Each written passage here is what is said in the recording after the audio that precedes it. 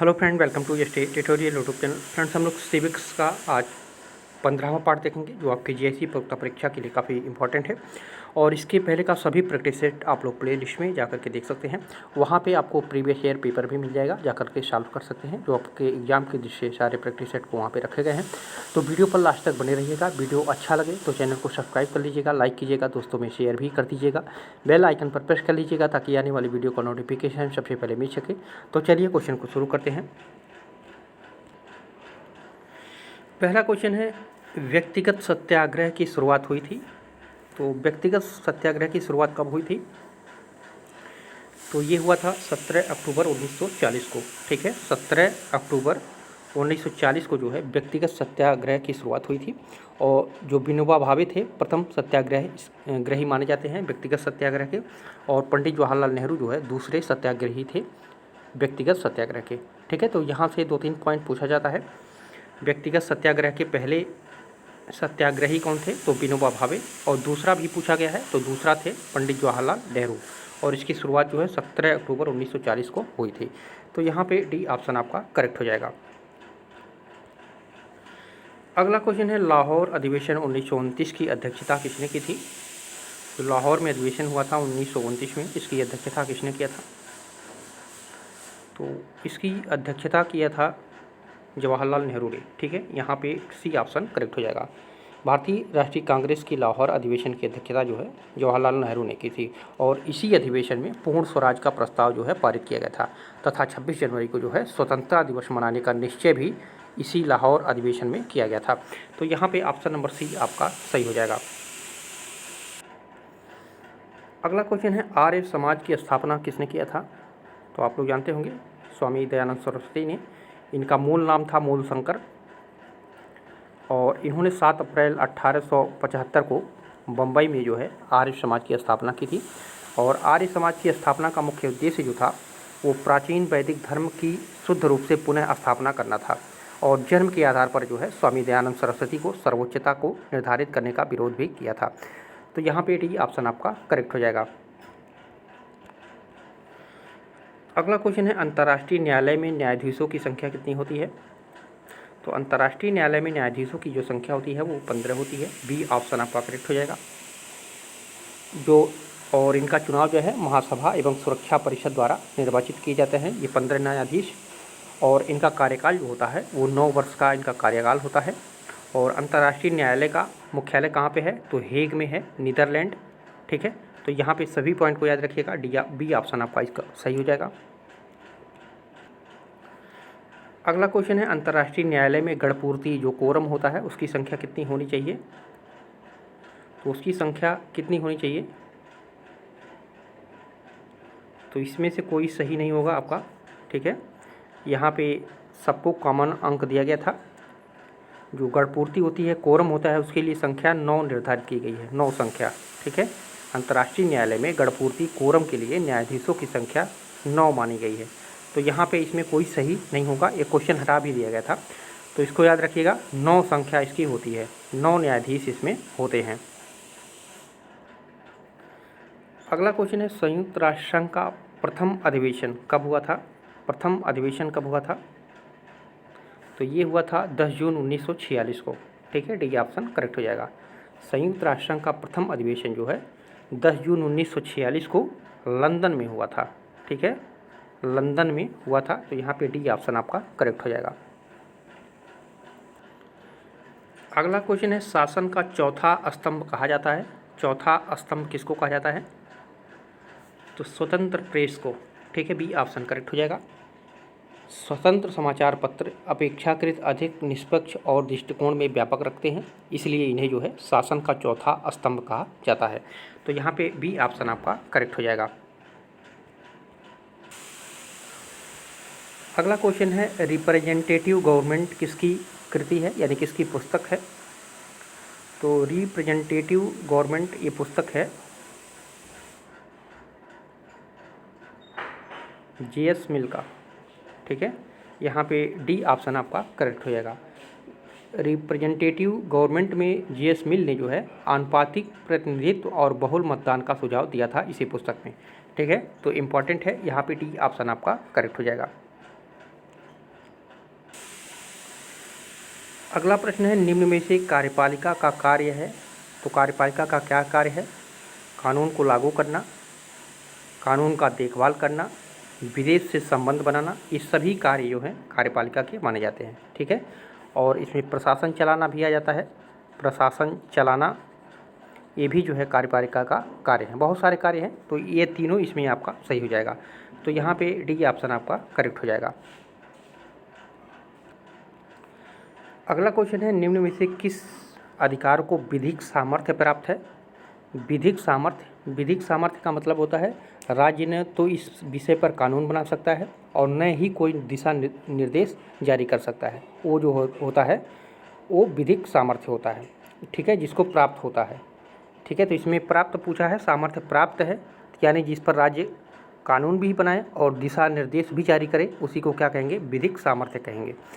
तो यहाँ पे राजनीतिक अधिकार पर भी जो है राज्य कानून बना सकता है और दिशा निर्देश दे सकता है, मौलिक अधिकार पर भी और नागरिक अधिकार पर भी। ठीक है, तो यहाँ पे डी ऑप्शन सही हो जाएगा कि उपरोक्त तीनों में जो है विधिक सामर्थ्य प्राप्त है। तो यहाँ पे डी ऑप्शन आपका करेक्ट हो जाएगा।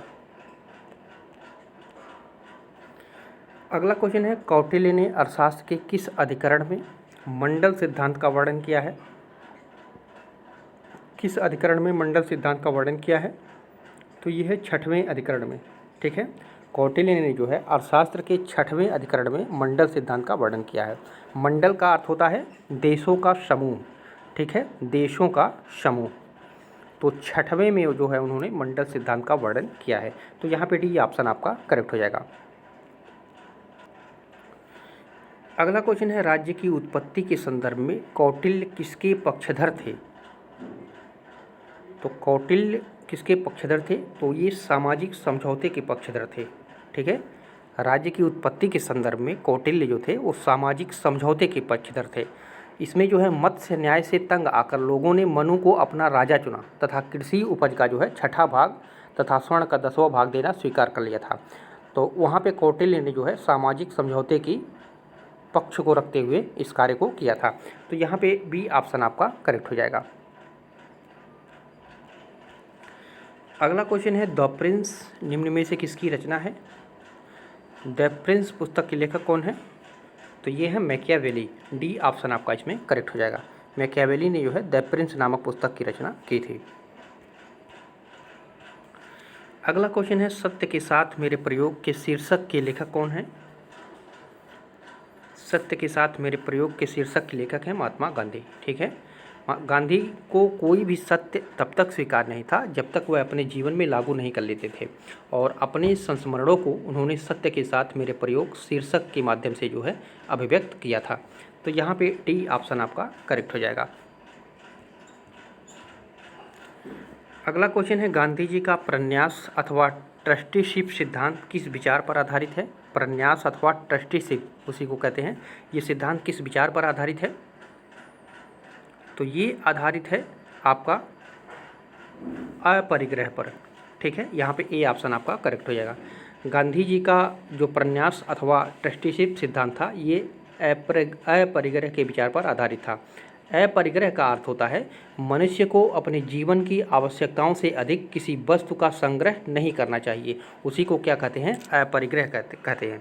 और गांधी जी जो है अपने प्रन्यास और ट्रस्टीशिप सिद्धांत में जो है इस विचार को प्रकट किया था। तो यहाँ पे ए ऑप्शन आपका सही हो जाएगा। अगला क्वेश्चन है, मनुस्मृति के किस अध्याय में राजधर्म की चर्चा की गई है? किस अध्याय में जो है राजधर्म की चर्चा की गई है? तो ये 7वें अध्याय में। ठीक है, मनुस्मृति के 7वें अध्याय में राजधर्म की चर्चा की गई है।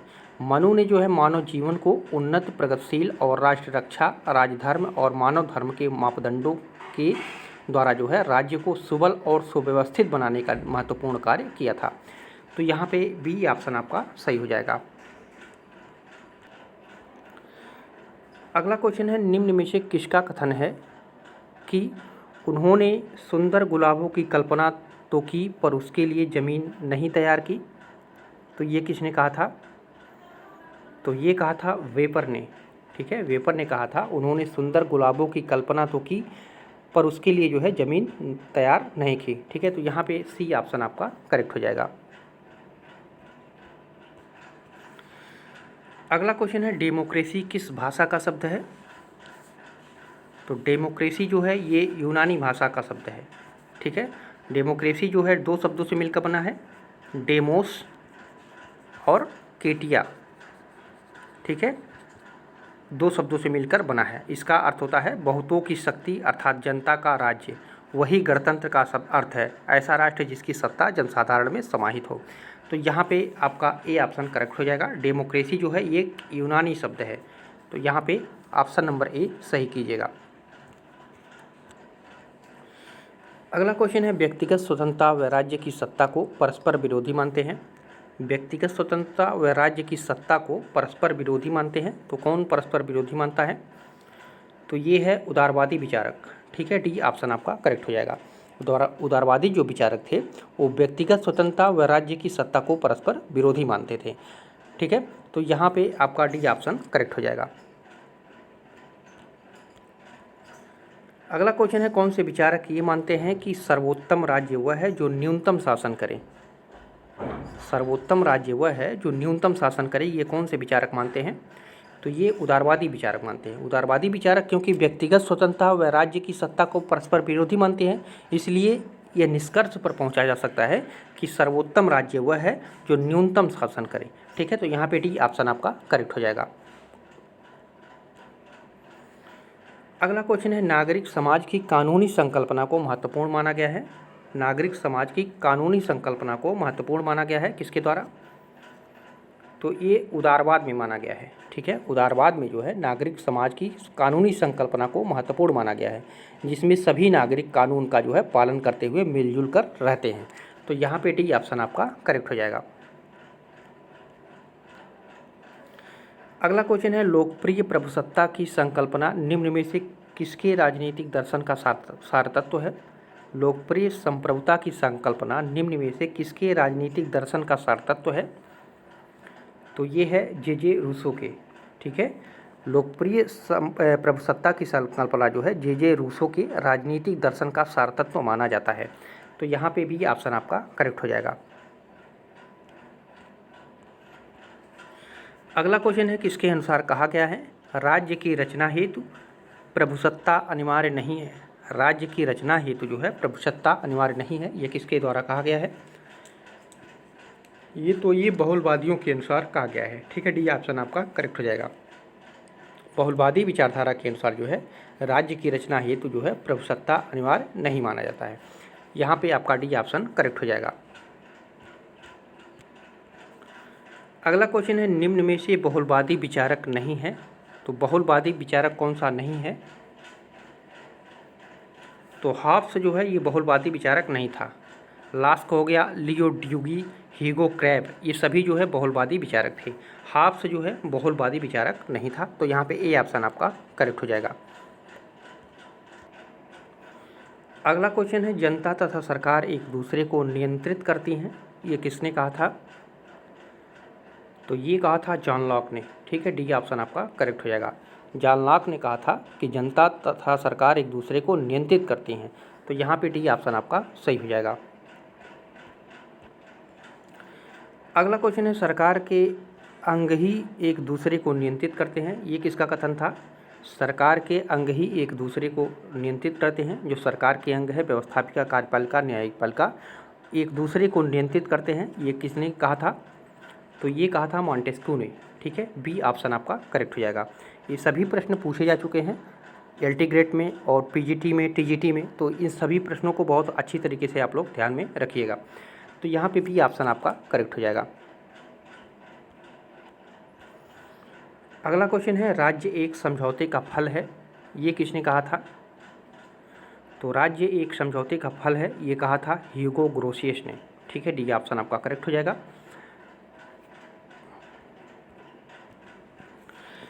अगला क्वेश्चन है राज्य का अनिवार्य लक्षण है। तो राज्य का अनिवार्य लक्षण किसको माना जाता है? तो प्रभुसत्ता को। ठीक है, राज्य के 4 अंग माने जाते हैं, जनसंख्या, भूभाग, सरकार एवं प्रभुसत्ता, जिसमें प्रभुसत्ता जो है राज्य का अनिवार्य लक्षण माना जाता है। तो यहाँ पे डी ऑप्शन आपका करेक्ट हो जाएगा। अगला क्वेश्चन है मनुष्यों की आदिम अवस्था शांतिपूर्ण वह है खाली ये ठीक है, वह संघर्षमयी थी, इसलिए समझौते द्वारा राज्य संस्था की स्थापना की गई। मनुष्यों की आदिम अवस्था शांतिपूर्ण व संघर्षमयी थी, इसलिए समझौते द्वारा राज्य संस्था की स्थापना की गई। ये कथन किसका है? तो ये है रिचर्ड होकर का। ठीक है, यहाँ पे सी ऑप्शन करेक्ट हो जाएगा। ये इम्पॉर्टेंट क्वेश्चन है, इसको याद रखिएगा। रिचर्ड होकर ने कहा था मनुष्यों को आदिम अवस्था शांतिपूर्ण व संघर्षमयी थी और इसलिए समझौते द्वारा जो है राज्य संस्था की स्थापना की गई। अगला क्वेश्चन है, राज्य व्यक्ति के स्वार्थों द्वारा चलित एक ऐसे आदान प्रदान का परिणाम था जिससे व्यक्तियों ने उत्तरदायित्वों के बदले विशेषाधिकार प्राप्त किया। ये कथन किसका है? तो ये है लीकॉक का। ठीक है, ये ऑप्शन आपका करेक्ट हो जाएगा। लीकॉक ने कहा था राज्य व्यक्तियों के स्वार्थों द्वारा चलित एक ऐसे आदान प्रदान का परिणाम था जिससे व्यक्तियों ने उत्तरदायित्वों के बदले विशेषाधिकार प्राप्त किया। ये लीकॉक का कथन था। तो यहाँ पे ए ऑप्शन आपका सही हो जाएगा। अगला क्वेश्चन है, आधुनिक संदर्भ में राज्य शब्द का प्रयोग सर्वप्रथम किसने किया था? आधुनिक संदर्भ में जो है राज्य शब्द का प्रयोग सर्वप्रथम किसने किया था? तो ये किया था मैकियावेली ने। ठीक है, मैकियावेली की जो पुस्तक आई थी अभी हम लोग पढ़े हैं, द प्रिंस, जो 1513 में ये पुस्तक आई थी, इसी में उन्होंने राज्य शब्द का प्रयोग किया था। तो यहाँ पे डी ऑप्शन आपका करेक्ट हो जाएगा। अगला क्वेश्चन है, वर्तमान में कितने राज्यों को विशेष राज्य का दर्जा प्राप्त है? तो वर्तमान समय में भारत में 11 राज्यों को, ठीक है, 11 राज्यों को विशेष राज्य का दर्जा प्राप्त है। विशेष राज्य का दर्जा क्या होता है? जिन राज्यों को विशेष राज्य का दर्जा दिया जाता है उनको केंद्र द्वारा प्राप्त राशि का जो है 90% अनुदान एवं 10% बिना ब्याज के कर्ज के रूप में दिया जाता है, उसी को विशेष राज्य का दर्जा कहते हैं। तो वर्तमान में 11 राज्यों को जो है विशेष राज्य का दर्जा प्राप्त है। तो यहाँ पे बी ऑप्शन आपका करेक्ट हो जाएगा। अगला क्वेश्चन है, lectures on the principle of political obligation किसकी रचना है? महत्वपूर्ण पुस्तक है ये। Lectures on the principle of political obligation, ये किसकी रचना है? तो ये है टी.एच. ग्रीन की रचना। ठीक है, डी ऑप्शन करेक्ट हो जाएगा। टी.एच. ग्रीन की एक विख्यात पुस्तक है ये, lectures on the principle of political obligation. इसमें जो है राजनीतिक कृतज्ञता का सिद्धांत का प्रतिपादित किया गया है। तो यहाँ पे डी ऑप्शन आपका करेक्ट हो जाएगा। अगला क्वेश्चन है, राज्य ऐसी संस्था है जिसका ध्येय सामान्य हित को बढ़ावा देना है, ये किसने कहा था? तो ये टी.एच. ग्रीन ने ही कहा था और ये कहा था अपने उसी पुस्तक में lectures on the principle of political obligation में। और इस पुस्तक में उन्होंने राजनीतिक कृतज्ञता का सिद्धांत का प्रतिपादन किया था और इसी सिद्धांत के अनुसार जो है ये परिभाषा दी थी कि राज्य ऐसी संस्था है जिसका ध्येय सामान्य हित को बढ़ावा देना है। तो यहाँ पे डी ऑप्शन आपका करेक्ट हो जाएगा। यहाँ पे आगे प्रश्न में भी वही मिल गया, राजनीतिक कृतज्ञता का सिद्धांत प्रतिपादित किया था तो टी.एच. ग्रीन ने। किस पुस्तक में? तो lectures on the principle of political obligation में। और इस पुस्तक में इस सिद्धांत के अनुसार कौन सी परिभाषा दी थी? तो राज्य ऐसी संस्था है जिसका ध्येय सामान्य हित को बढ़ावा देना है। ठीक है, तो तीनों पॉइंट बहुत ही महत्वपूर्ण है और कई बार यह प्रश्न में पूछा जा चुका है। तो इन तीनों प्रश्नों को अच्छी तरीके से आप लोग देखिएगा। तो यहाँ पे डी ऑप्शन आपका सही हो जाएगा। अगला क्वेश्चन है, द कॉन्स्टिट्यूशन किसकी कृति है, किसकी रचना है? तो द कॉन्स्टिट्यूशन जो है ये अरस्तू की रचना है। ठीक है, ए ऑप्शन करेक्ट हो जाएगा। पॉलिटिक्स और द कॉन्स्टिट्यूशन अरस्तू के द्वारा लिखे गए दो राजनीतिक विषय के ग्रंथ माने जाते हैं। तो इन दोनों को याद रखिएगा, यहाँ ए ऑप्शन आपका सही हो जाएगा। अगला क्वेश्चन है, अरस्तू के अनुसार राज्य का अस्तित्व किसका परिणाम है? अरस्तू के अनुसार राज्य का अस्तित्व किसका परिणाम है? तो ये है आपका विकास का परिणाम है। ठीक है, अरस्तू ने जो है राज्य का अस्तित्व विकास का परिणाम माना था और अरस्तू ने बताया था कि राज्य का निर्माण व्यक्ति या व्यक्ति समूह ने सोच समझकर नहीं किया, बल्कि राज्य एक प्राकृतिक संस्था है जिसका जन्म जो है विकास के कारण हुआ है। तो यहाँ पे डी ऑप्शन आपका करेक्ट हो जाएगा। अगला क्वेश्चन है, बंदी प्रत्यक्षीकरण आलेख जारी करने का अधिकार निहित है। तो बंदी प्रत्यक्षीकरण आलेख जारी करने का अधिकार किसको मिला हुआ है? तो ये है सर्वोच्च न्यायालय और उच्च न्यायालय दोनों को मिला है। ठीक है, भारतीय संविधान में मौलिक अधिकारों के उल्लंघन के विरुद्ध जो है अनुच्छेद 32 के तहत संवैधानिक उपचारों का अधिकार प्रदान किया गया है और इसके तहत जो है कोई व्यक्ति मौलिक अधिकारों के हनन की स्थिति में न्यायपालिका की शरण ले सकता है। और अनुच्छेद 32 के तहत जो है ये सर्वोच्च न्यायालय और 226 के तहत जो है उच्च न्यायालय मौलिक अधिकारों के उल्लंघन की स्थिति में उपचार प्रदान करते हैं। ठीक है, और बंदी प्रत्यक्षीकरण प्रलेख को किसी व्यक्ति की स्वतंत्रता का महानतम रक्षक माना जाता है और उस व्यक्ति के संबंध में जो है न्यायालय द्वारा जारी आदेश है जिसे दूसरे द्वारा हिरासत में रखा गया है और इसके द्वारा न्यायालय यह आदेश देता है कि बंदी व्यक्ति को निश्चित समय के अंदर जो है न्यायालय के समक्ष प्रस्तुत करें। तो यहाँ पे सी ऑप्शन आपका करेक्ट हो जाएगा।